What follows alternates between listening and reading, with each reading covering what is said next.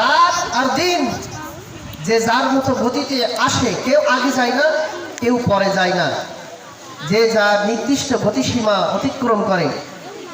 অকুল্লান ফি ফালাকি ইয়াসবাহুন, আর এই মহাশূন্যের ভিতরে, গোটা কুল কায়নাতের ভিতরে যা আছে সবাই ঘুরতেছে, কেউ বসে নেই, সবাই চলতেছে। সুবহানাল্লাহ।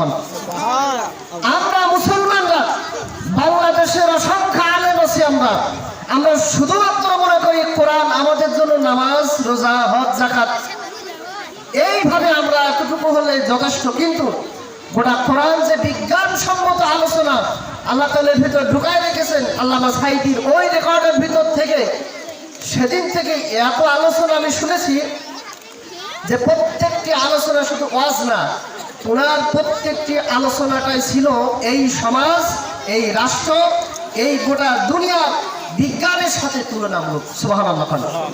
অর্থাৎ এই পৃথিবী আমরা এখন বসে আছি, নড়ছে না, কিন্তু উনি ওনার ভাষায় কোরআন থেকে বলতেছেন পৃথিবী তার ব্যক্তিগত নিজ অক্ষে ঘুরতেছে, চন্দ্র তার নিজ কক্ষপথে ঘুরতেছে, সূর্য তার নিজ কক্ষপথে ঘুরতেছে, তারকামণ্ডলী তার নিজ কক্ষপথে ঘুরতেছে।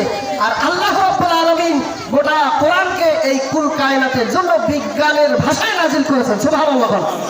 এজন্য শুধু বিজ্ঞান, সায়েন্স নিয়ে পড়লেই যে সে বিজ্ঞান বৈজ্ঞানিক হবে, এটা মূল কথা না। কোরআনকে সঠিকভাবে বুঝে মানুষের সামনে উপস্থাপন করা তিনি একজন বৈজ্ঞানিক। আর এই তার আলোচনার মাধ্যমেই এটাই বোঝা যায় কোরআন ভিত্তিক এই ডিজিটাল পৃথিবীর জন্য আল্লামা দেলোয়ার হোসেন সাঈদী বাংলা জমিনের একজন ভাষা সৈনিক বৈজ্ঞানিক ছিলেন। শুধু আমি বলছি না, আপনারা তার আলোচনা শুনলেই বুঝবেন।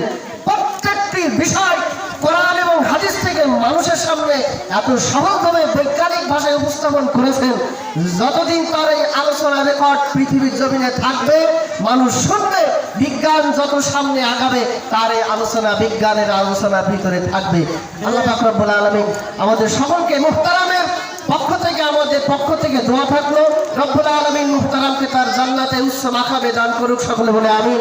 আসসালামু আলাইকুম ওয়া রাহমাতুল্লাহ।